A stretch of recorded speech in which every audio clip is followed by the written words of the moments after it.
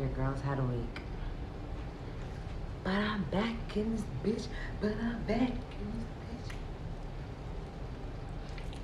bitch. Yo, let me get on my mic.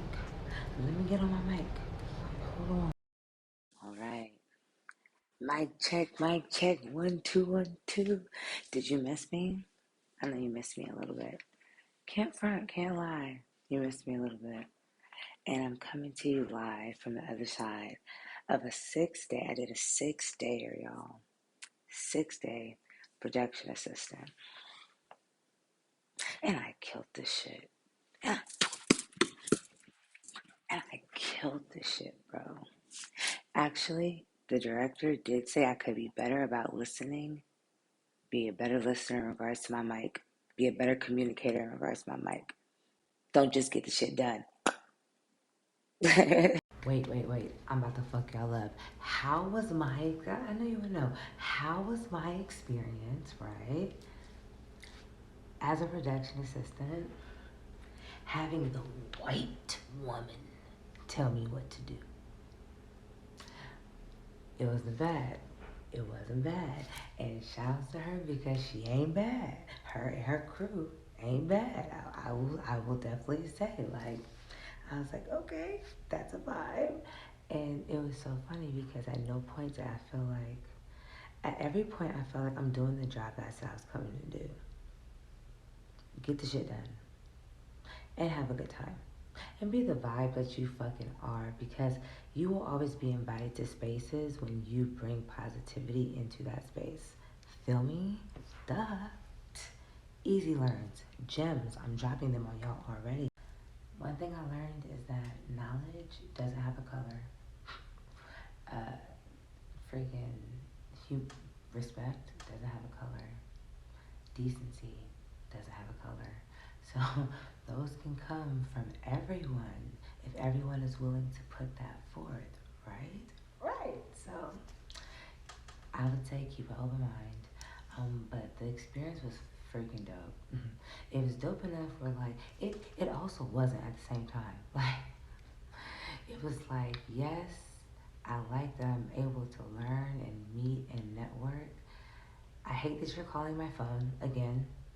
Oh, it's the assistant part. It's the assistant part in which I have to answer my phone and let you know my ATA and shit. Oh, I have to carry this big ass thing and no man's gonna help me.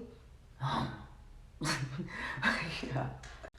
So before the production began, they asked me like, hey, do you think that you'll be able to fill in on Sundays for health and safety? And I was like, sure, definitely, no problem, right? So on the day that I had to fill in for health and safety, we were at the park. We was at the park the first day, y'all. Meaning like I was out in the wild, with wild ass personalities and wild ass people in Auburn, Georgia, as a black girl telling somebody what to do and then looking at you like, we used to hang you from these trees, sis. Why are you trying? I'm walking past you. I don't care what you're doing over there. It's a public park. That's all I kept hearing. It's a public park. So the health and safety woman that was working remote decided to send me an essay talking about how I didn't check off the Google sheet and all that. Mind you, y'all, she was the remote supervisor of health and safety. And she was sending me Google Sheets of people who were not on the call sheet. And she was like, oh, this is how you find a name on there. Like, I work in tech. Like, I know how an Excel sheet works, but this is counterproductive. Like, this is so counterproductive, me going through this whole sheet. Listen, it's okay. If you're trying to get a little credit for doing nothing, then like, or doing like a Google sheet and having a little, hey, how's it going, check in, like that's cool, sis, get your credit. I hope you definitely do. But like, because people get credit for doing nothing all the time. So like, why should she be excluded, right? But like, don't send me essays. Don't be snapping at me and don't be acting like that. Like, hold on, wait a second. All right, so it's only right? It's only right.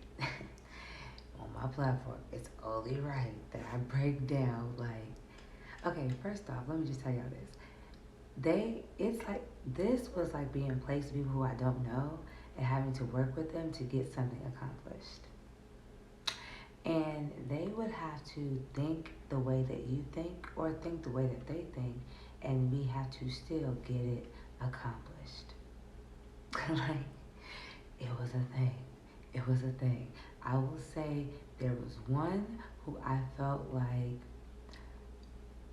I'm gonna kill you. Then I started to view him and embrace him as like a little brother. I was like, you're just like an annoying little brother. I don't want to kill you anymore and push you down the stairs. I just want you to shut the fuck up. or you could talk, but like not too much. He would say things like I had on my puffer jacket, right, y'all? Like my puff green coat jacket. And I had on a sweater underneath that had like rips in it that was like, like a little see-through. And he was like, you don't have a shirt on underneath your sweater? You're not cold? Like, shut the fuck up. Shut the fuck up. Why you in my shit? Like, every time you ask me something, I'd be like, it sounds like you're in my, or say, it sounds like you're in my business. Sounds like you're back in my business again. And I don't know how you keep ending up over here without me requesting you. Without me requesting you. With me simply walking around minding my own fucking business. I don't know. I don't fucking know. Oh my God, y'all. Yo, niggas is getting fired left and right. Niggas is getting...